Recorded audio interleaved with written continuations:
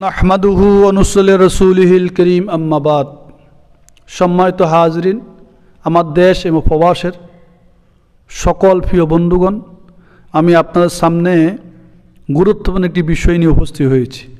আজকে আমার আলোচনার বিষয়বস্তু হলো আল্লাহ রসুল মুহাম্মদুর রাসূলুল্লাহ সাল্লাল্লাহু আলাইহি ওয়াসাল্লাম তিনজন ব্যক্তিকে বদদুয়া করেছেন। সেই বদদুয়াটি আল্লাহ তাআলা কবুল করেছেন।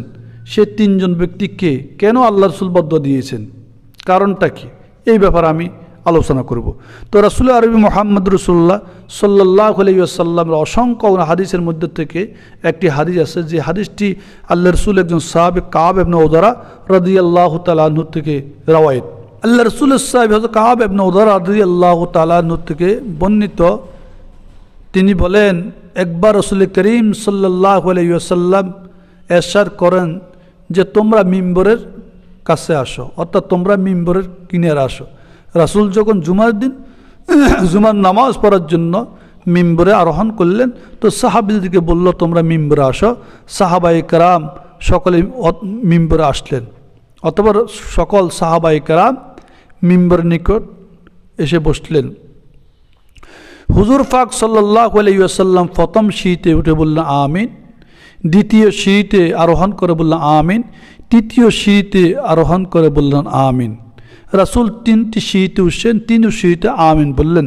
সাহাবায়ে কেরাম রাদিয়াল্লাহু তাআলা আনহু আজমাইন আশ্চর্য বোধ করলেন, কারণ বিশ্বনবী মুহাম্মদুর রাসূলুল্লাহ সাল্লাল্লাহু আলাইহি ওয়াসাল্লাম আর কোনো দিন এইভাবে সিঁড়িতে উঠে এবং আমিন বলেন নাই। আজকে কেন বিশ্বনবী মানে সেই মিম্বরের সিঁড়িতে উঠার পরে এক এক করে তিনটা সিঁড়িতে আমিন বললেন, কারণটা কি?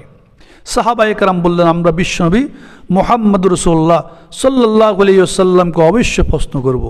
আল্লাহ রাসূল মুহাম্মদুর রাসূলুল্লাহ সাল্লাল্লাহু আলাইহি ওয়াসাল্লাম যখন মিম্বর থেকে নামলেন, নামার পরে সাহাবায়ে কেরাম বললেন, ইয়া রাসূলুল্লাহ, ইতিপূর্বে আমরা কোনো দিন এই দৃশ্য দেখি নাই, আপনি কখনো কোনো দিন আমিন বলেন না, আজকে কেন বললেন?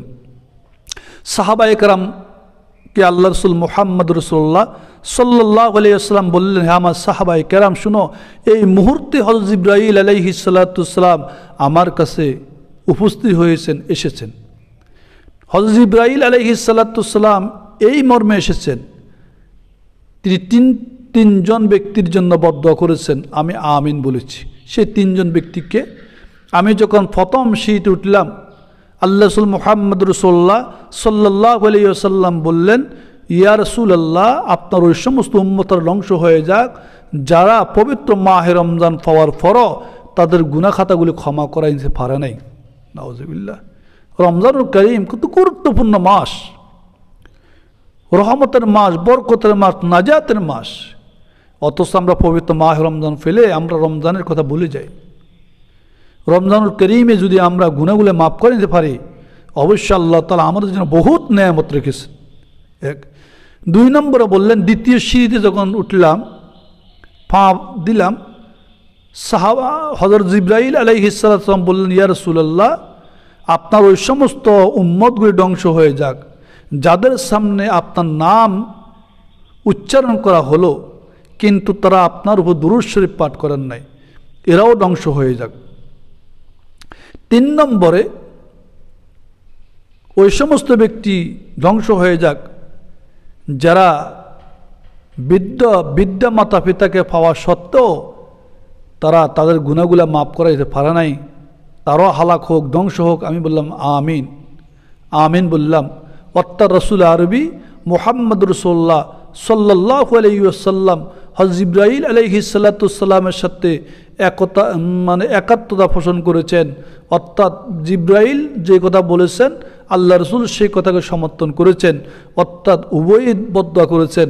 তাহলে এই তিনজন ব্যক্তির ব্যাপারে বিশ্বনবী মুহাম্মদ রাসূলুল্লাহ সাল্লাল্লাহু আলাইহি ওয়াসাল্লাম যে বদদুয়া করলেন, এই বদদুয়াটা অবশ্যই হযরত জিবরাইল বদদুয়া করলেন, জিবরাইলের সাথে সাথে আল্লাহ রসুল এই বদদুয়াকে গ্রহণ করে বিশ্বনবী বদদুয়া দিয়েছেন। তো অবশ্যই তিনজন ব্যক্তি হালাক আর ধ্বংস হয়ে পাওয়ার পুরাই সম্ভাবনা। তো হাজিরিন, আমরা রাসূল আরবি মুহাম্মদুর রাসূলুল্লাহ সাল্লাল্লাহু আলাইহি ওয়াসাল্লাম সামনে যদি রাসূলুল্লাহর নাম উচ্চারণ করা হয় বলা হয় আমরা তো অনেকে আছি দুরূদ শরীফ পড়ি না, কিন্তু দুরূদ শরীফ না পড়লে আমাদের অবস্থা কি হবে সেটা আল্লাহ রসুল জানাই দিয়েছেন। তো সময় হাজার দুরূদ তো বহুত প্রকারের দুরূদ আছে, এমন কিছু দুরূদ আছে যে সময় দুরূদগুলো মতানৈক্য, যে সমস্ত দুরূদগুলো মানুষের বানানো দুরূদ, কিন্তু মানুষের বানানো দুরূদের মধ্যে কোনো ফজিলত নাই। কিন্তু দুরূদ হতে হবে ওই দুরূদ যেই দুরূদ বিশ্বনবী মুহাম্মদ রাসূলুল্লাহ সাল্লাল্লাহু আলাইহি ওয়াসাল্লাম শিক্ষা দিয়েছেন। কিন্তু মানুষের বানানো দুরূদের মধ্যে একটা দুরূদ আছে, যে দুরূদটা যেমন ইয়া নবী সালামু আলাইকা আমরা পড়ি, যে আমাদের দেশে ফসলতে মিলাদ কিয়াম যেগুলো নিয়ে মানে মতানৈক্য, আমি অবশ্যই মিলাদ কিয়াম নিয়ে আমার মতানৈক্যের কোনো প্রয়োজন নেই। যে তারপরে যে আমাদের দেশে, আমাদের এলাকায়, আমাদের দেশে যে একটা প্রভাব আছে, যে একটা মানে ফসলন আছে, ওই ফসলতে মিলাদ আমরা ইনশাল্লাহ অনেকে পড়ি, কিন্তু আবার অনেকে পড়ি না। কিন্তু যারা পড়ি রাসূলুল্লাহ সাল্লাল্লাহু আলাইহি ওয়াসাল্লামের উপরে আমরা দুরূদ শরীফ রহমত পৌঁছাই, দুরূদ শরীফ পৌঁছাই, কিন্তু এই ফসলতে দুরূদের ব্যাপারে অনেক মতানৈক্য আছে। অবশ্যই আমরা এটা না পড়লে, কারণ কিছু দুরূদ আছে ভারতের দুরূদ, কিছু দুরূদ আছে বাংলাদেশের দুরূদ, কিছু দুরূদ ইন্ডিয়ার, কিছু দুরূদ আছে পাকিস্তানের, কিছু দুরূদ আছে এই যেরকম আমাদের ব্রাহ্মণবাড়িয়ার, কিছু দুরূদ আছে চট্টগ্রামের। আমরা এক এক অঞ্চলে এক এক প্রকারের মানে এই দুরূদ পড়ে, যেটা প্রচলিত দুরূদ, এই দুরূদগুলা আমরা এই না পড়লেও সারে। কিন্তু বিশ্বনবী মুহাম্মদ সাল্লাল্লাহু আলাইহি ওয়াসাল্লাম যে দুরূদ আমাদেরকে শিক্ষা দিয়েছেন, ওই দুরূদ পাঠ করা দরকার।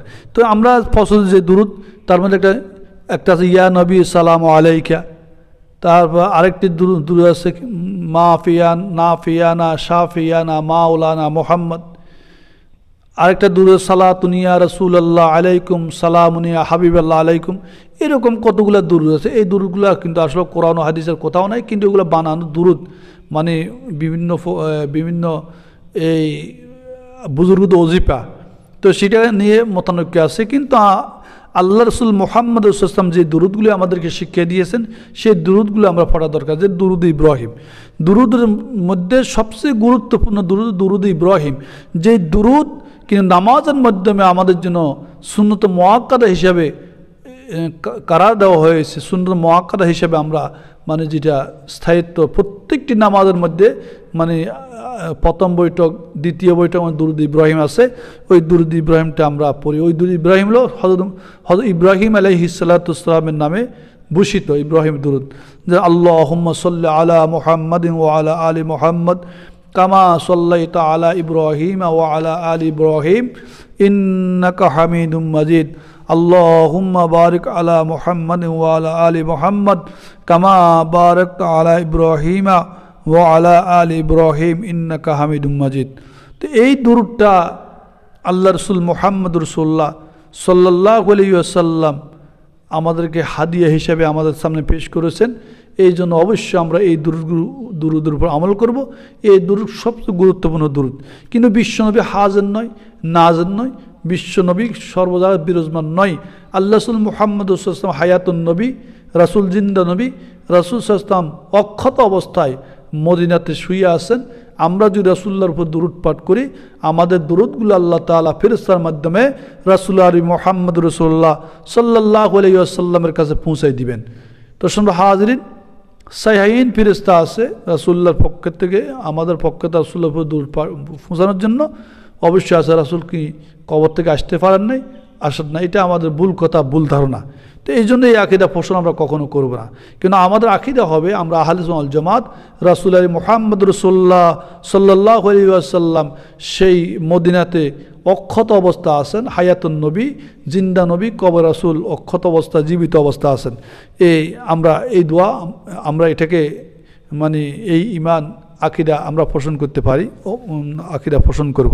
তো বিশ্বনবী মুহাম্মদ রাসূলুল্লাহ সাল্লাল্লাহু আলাইহি ওয়াসাল্লামের প্রতি আমরা অবশ্যই অনেকভাবে দুরূদ শরীফ পাঠ করব, দুরূদ পাঠ করার জন্য চেষ্টা করব। আরেকটি দুরূদ আছে সংক্ষিপ্ত দুরূদ, যেটা আমরা অনেকে সাধারণ মানুষ আমরা এই দুরূদটা পড়ব। সাল্লাল্লাহু আলাইহি ওয়াসাল্লাম, বুখারী, মুসলিম, ইবনে মাজাহ, নাসাঈ, তিরমিজি, আবু দাউদ শরীফের 6টা 76 হাদিসের যত কি লক্ষ লক্ষ হাদিস আছে, প্রত্যেকটি হাদিসের শেষে দিয়ে সাল্লাল্লাহু আলাইহি ওয়াসাল্লাম, সাল্লাল্লাহু আলাইহি ওয়াসাল্লাম, সাল্লাল্লাহু আলাইহি ওয়াসাল্লাম আছে। আমরা এই দুরূদগুলো অবশ্যই পাঠ করব, এটা গুরুত্বপূর্ণ। কিন্তু আজকে দুঃখের বিষয়, আক্ষেপের বিষয়, এক শ্রেণীর লোক বলতেছে মানে যারা দাঁড়াই দূর পড়ে না বা তারা ওয়াহাবি, যারা দূর পড়ে না তারা ওয়াহাবিদের স্থান বাংলাদেশে নাই। সব হাজিরিন, যে আমাদের এই যাদেরকে ওয়াহাবি বলে গালি দিচ্ছে তারা লক্ষ লক্ষ হাদিস পড়ে, লক্ষ লক্ষ হাদিসের শেষে দিয়ে দুরূদ শরীফ পড়তে সাল্লাল্লাহু আলাইহি সাল্লাম, সেটা কি তারা জানে? তারা কোথায় পারবে? তারা তো মিথ্যা একটা তহমত দিচ্ছেন ওনাদের উপরে। তা আমরা বিশেষ করে আমাদের বাংলাদেশে যে সমস্ত ওলামায়ে আলেমরা আছে, সুন্নি আলেম, তারপরে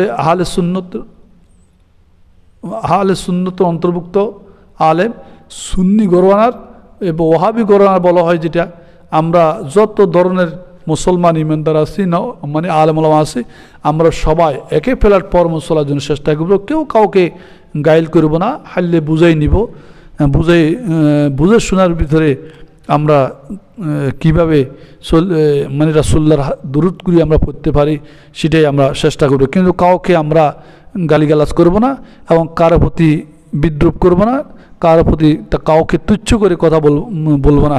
কিন্তু আমরা সবাই মুহাম্মদ রাসূলুল্লাহ সাল্লাল্লাহু আলাইহি ওয়াসাল্লামের উম্মত। আমরা যেইভাবে পারি আমরা ওইভাবে নবীকে খুশি করার জন্য চেষ্টা করব।